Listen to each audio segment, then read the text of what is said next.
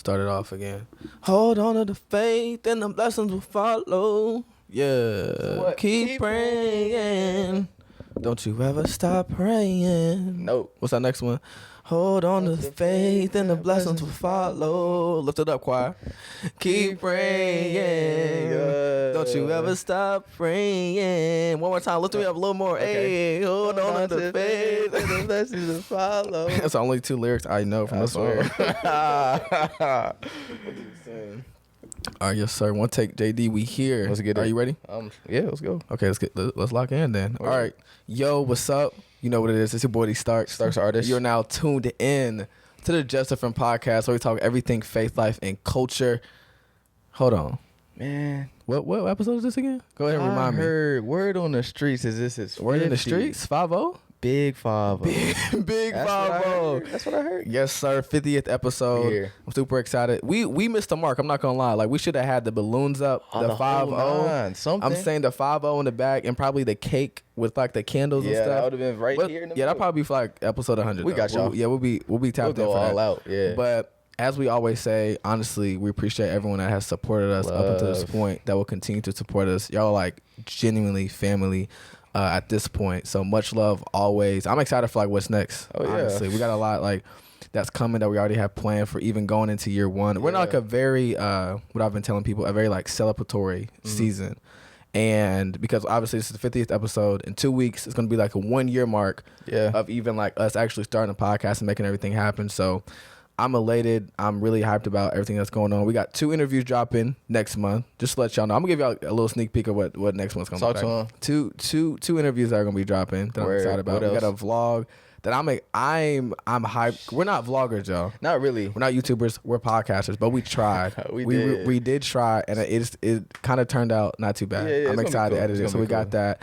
Finalizing the process, or at least design for our merch. Yeah. We're getting that done. I'm not gonna give y'all a date because we've been like holding out forever. So we just don't want to rush it. Yeah, when we have it done, I'm gonna let y'all know. Exactly. Playlist is on the way. So yeah, I mean, it's a lot. We're expanding ourselves and even like the brand and what we're doing. So yeah, right for what's next. How you feel? I'm feeling good, bro. Big 50, 5-0. We got to do something special. What you thinking? I don't know, cause I mean, we always come with. I was gonna say come with a heater, but we always come with heaters. But for episode 50, oh, for sure, yeah. Yeah, but I mean that's really nothing new. So I mean, I don't know. All right, I got you. Sounds good. All right, but no. All right, let's hop in though. Let's get into it. So, going along with like this whole celebratory mood or season that we've like been in, like personally in our own lives and with the like podcast. 2 weeks ago, we had the opportunity to go to this Bible study of this church that we've been visiting called the Kingdom Center. And during this Bible study, his name is Pastor Ronnie Harrison. He had taught a message that had like been so in line with like what we're going through right now and what we even like wanted to talk about on the podcast. And it was really essentially centered around like leaving things in the past to make room for the future. Right. And like leaving the past completely behind so we can be like fully available for the future that is in front of us. Because sometimes like we'll get in modes to where we'll say yes to the future God has for us, but we'll still leave a few doors open just in case we want to creep back into our past. If we're being real, yeah. For real. And you have to realize that there is no plan B with God. Because you're either like all in or you might as well not be committed at all. Yeah. It's like when you're following God's plan and on this journey of like purpose and taking up your cross daily, there is no just in case at all. Right. There is no, oh, well, maybe I can go back here. Oh, I'm feeling this. So maybe I need a break. Yeah. Because sometimes when things in our life get uncomfortable, we'll have a tendency to run back to what is. And as soon as things start to become a little inconvenient, we'll retreat to like what we've always known. And we have to realize that like any plan outside of God's is just sinking sand. It's sinking sand. And so that's really what we're going to be talking about today is like, I guess when you're going into or stepping into your future, making sure that there is no room for your past and you're not in like this cycle of like in your future one day and going back to your past the next, because anything outside of God, like I said, it's sinking sand. It's not going to lead to anything but your demise. So the title of this episode, and really where we got this whole idea from, came from Matthew 7:24-27. It's a parable that Jesus is speaking, and in these verses he says, "Everyone then who hears these words of mine and does them will be like a wise man who built his house on the rock. And the rain fell, and the floods came, and the winds blew and beat on that house, but it did not fall because it had been founded on the rock." Shout out Firm Foundation. What's that? Rain came, wind blew, my house was... Yeah, that's a banger. But that's the Firm Foundation. Verse 26 says, "And everyone who hears these words of mine and does not do them will be like a foolish man who built his house on the sand. And the rain fell, and the floods came, and the wind blew and beat against that house, and it fell, and great was the fall of it." And there's this saying, like in the church, the old people used to say it, the sisters and the brothers of the house. But it was one of those, like, "On Christ the solid rock I stand, all other ground is sinking sand." Word. Right? The firm foundation is the only way to go, and what we should really be building our lives upon. Even in that verse, like, this kind of like just came to me in what it's talking about. Obviously, the man who built his house on a firm foundation was the man who was walking in obedience and according to what God had said, right? But the one who was built on the sand was the one who went against God, right? Who probably went back to something that wasn't of him and of his character, who he was or wanted out of his life, that then like came to nothing. And so that really ties into like what we're speaking about. And then during this Bible study, he had brought up this example, and basically he was talking about this Spanish explorer that was pretty prominent and had come into a lot of success. And basically he had settled in what we know now as most of South America. And he was explaining like a part of his success, or at least the secret to it, was the fact that whenever he settled a place with his men, he always commanded them to burn the ships in which they came. Right. And he then continued to say that this decision, like this dramatic decision to burn the ship, shifted his men's focus and made them come to a resolve, because they then learned quickly that there was no other plan. Right. Like there was no plan B. And then he said that moving forward is made easy when going back is no longer an option. And the issue is... Say it again. No, yeah. Moving forward is made easy when going back is no longer an option. Okay. Because the issue is some of us have left too many options on the table, and it's time to burn the boats. And I thought that was so fire. It's time to burn the boats, because sometimes we'll get in these modes where like, okay, I've come to God, but I still got these contacts there. I come to God, but there's some people I need to block, some accounts I need to remove that I'm still leaving there just in case there's a lonely night. Yeah. Just in case I'm feeling something I need to indulge in. Let me keep that on the side, right, for a later day. But you have to burn the boat completely, right? You have to burn every other option that is outside of the one that God has for you. Exactly. Because it can't go with you. It cannot go with you. And so, yeah, that's really the premise of everything. It's the fact that for this next season, what you're going through, it's got to stay there. And you can't allow anything you can't allow any door to be open that may lead you back to it. So, yeah. It cannot go with you. It can't go with you. That story about the boat, burning the boats, that's fire. That reminds me of this. There's actually a similar situation that actually in 1 Kings 19:19 with Elisha. What had happened was he had basically felt inclined to follow Elijah, right? And to sort of like follow him and what he was doing, right? And what he had done is he had burned his plow and killed the oxen that he was using to work the land and to follow Elijah, right? And something that I looked into is that his father was a wealthy landowner. So him working the land, that was something that he was grown into, right? Something that he had known his whole life, something he was so comfortable with.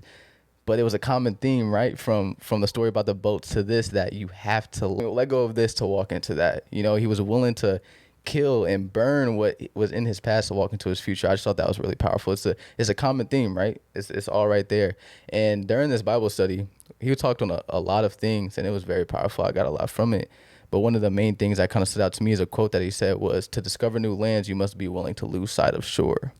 And he's talking about how like today's where life happens. But the issue in today is it's a combination of both yesterday and tomorrow. So the tug of war is between who I was and who I'm going to be, right? That's good. Yeah, and a lot of us, we get caught on who we were, right? because at the end of the day, when you wake up every day, it's a decision between I'm living today for tomorrow, or I'm living today from who I was yesterday. There's no in between, you know, in terms of where you're facing every day. Those are the two directions. And I think for me personally, there are some things right now that I'm in, to be completely honest, that I need to let go of, and I'm afraid to out of guilt. It's not even that I don't want to leave them, because I think there's a lot of people who are in similar situations where you want to leave the thing. It's just like you feel guilty for it, or you feel bad for it. And that kind of goes back into the conversation that we had about the power of no, and that EP that we had, and how your no is important. And I think where I get kind of stuck up on it is when I realize that the yes will be important to them. There's a story in Acts 18, right? And Paul was in Ephesus, and he was ministering to the people there in the synagogue, and they had asked him to stay longer when he had to leave, and he told them no. And I thought about how, okay, if he said yes in that situation, a lot of good would have come from it, but he still gave them the no. And something that I got from that is like, the yes may mean a lot to them, but the no may mean even more to you. So even when you're putting, even when you're putting, even when you're put in situations where you feel like the yes, a lot of good will come from it, but a lot of bad can come from it as well if it's not where you're supposed to be. So you can't hold on to that, oh, I feel bad for giving them this no, because at the end of the day, that no is important to you. You have to give them that no. You have to let go of what was to walk into what is, like we've been saying. So that's something that kind of helped me let go of that like guilt and moving on into new things. It's just realizing that like that no is even more important than that yes sometimes. No, yeah, and there was something along with that, because whenever you're in that process, like you said, we talked about it a while ago, of like understanding the power of no, you're essentially, you're saying no, right? So you can have the option or the ability or have the availability to say yes to something else. Yeah, exactly. Right, along with understanding your yes may be important to like them, you're also realizing that your yes, the yes you have is going to be more impactful where God wants you to be at, and where your next steps are. Yeah. And what I wanted to mention is the fact that consecration is not just setting yourself apart from, it also involves being set apart to, right? So often the problem is we never separate ourselves from, so we never get to. When it comes to separating ourselves from our past, from what has happened and what is comfortable to us, and we never get separated from some things, so we never run into the things God actually has planned for us. Right. And when it comes to like separating ourselves and moving away from that seeking stand and demolishing any alternative plans or agendas that we have for our lives, it really, the process of getting out of that, it really revolves around like knowing what you're moving toward, because it comes down to the fact that it's what you're moving towards that makes leaving where you are so enticing. And so sometimes even myself, like I'll get in modes of like, okay, when it comes to coming to a higher call of obedience and having to leave things behind, like completely, and shutting those like doors and or opportunities off, I always look at the pleasure of what I'm leaving instead of maybe the peace I'm coming into, right? Or like the fun of what I now have to like detach myself from, or all these things that I felt while I was in it, and not always recognizing what more can come from me detaching myself from it. And so that's something that you always have to realize and bring to the forefront of our mind when God is calling us to something new, especially when it comes to like making room for our future by like, you know, like I said earlier, just like completely removing our past. And so there was something that I heard whenever me and Jordan, we went to this FCA camp back in June, and we were having a huddle leader meeting together, and we were basically talking about effective ways to evangelize and or how to really give people an opportunity to come to Christ and build a relationship with him. And there was someone there, I can't exactly remember his name, but he said something that was really profound that I never really thought about before. But he was basically saying that that it's never about behavior modification for him. So when he's approaching somebody, or particularly when it comes to young people, he's never really telling them, not that he's not telling them, but his emphasis isn't always about, yo, you need to stop doing this, or you need to stop doing that. It's not centered around like this behavior modification of trying to like alter their behavior without them getting connected to God's heart. Because he said what that does is it shifts their focus to everything they can't have instead of them realizing everything that they can step into if they give their lives to Christ. And so he was saying that, not that he doesn't speak truth to the things that are right and wrong, but he tried to get people connected to God's heart and what they have access to coming into him, rather than everything that they're leaving behind, and letting them know that, yo, what is better than what was, and where you're at currently, right? Yeah. And he basically then brought that reference back to Genesis and Adam and Eve. Right. And he presented the question of like, what was the issue? What was the problem? Right. Adam and Eve had so much focus on the tree that they couldn't have. They lost sight of everything they had access to. They had an entire garden. Right there. They had an entire garden. So once I realized that there's peace on the other side, that's worth more than the pleasure that's on this one. And so, you know, we always have to like just making sure that we're like shifting that focus into like, yo, there's so much more on the other side of this. Yes, I'm going to give God, or my obedience, or this next level, rather than like focusing on what like I'm leaving behind, because sometimes that can also like be a stumbling block. And then asking yourself the question of like, yo, are you focused on what you're stepping out of, or are you focused on what you're stepping into? Because when forward becomes the focus, it makes forgetting the old version of yourself much easier. We have to look forward in expectation rather than looking back in regret. So that's when it comes to even that process of like leaving those things, it's always about making sure my eyes stay on the future and not just on this one tree that I'm thinking I'm going to miss out on and not have access to. That's fire, bro. Placing your focus on what you're getting makes it easier to forget what you're losing. That's a bar. For some of us, it could even be that, you know, we think that because there's good that there isn't better.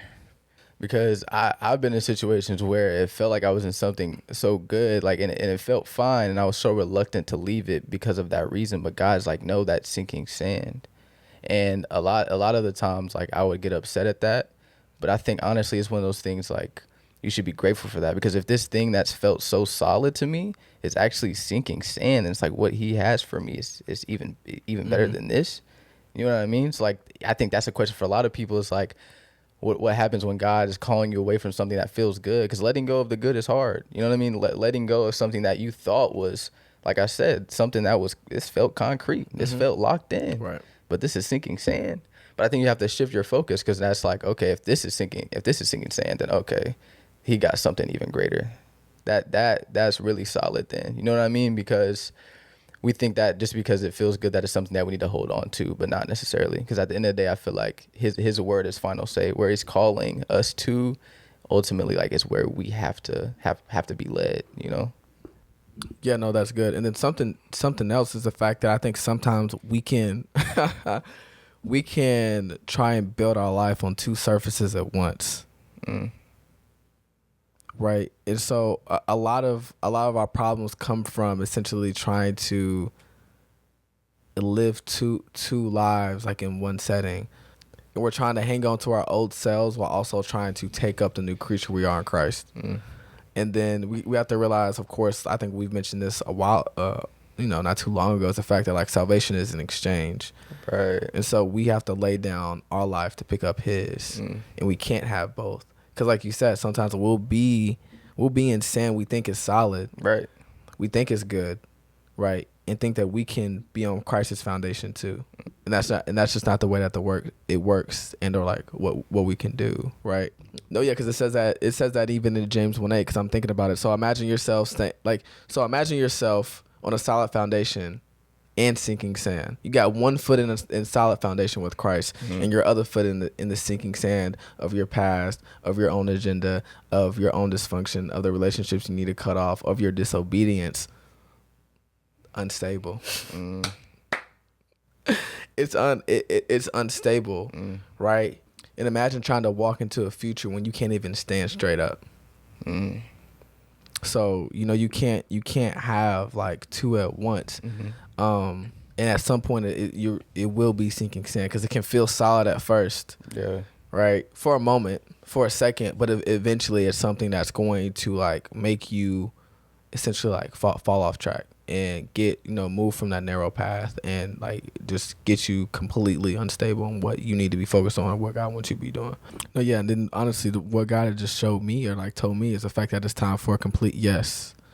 And we throw that around a lot, but I think that's so important and vital to maintain and to make a priority is like a complete yes, not a partial, not a conditional, but a complete yes that is all in and not leaving room for anything else to get in the way, like in any past ties to even present us with the opportunity to go back to where we once were, a level that we were once at.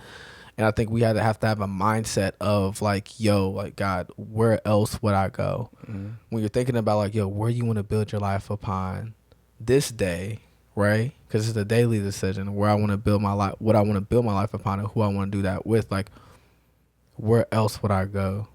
Like when Jesus was talking to his disciples and he's telling them in John 6, people are saying, yo, this gospel, this thing, what you're teaching, this is a hard message. And then you have people that leave him, and then he looks at the disciples like, yo, would you all want to go too? And Peter says like, Lord, whom shall we go? You hold the words of eternal life, Lord. Like, yo, where else will we go? What is a more stable foundation? There's nothing. Christ is my bad. That song's crazy. That goes crazy.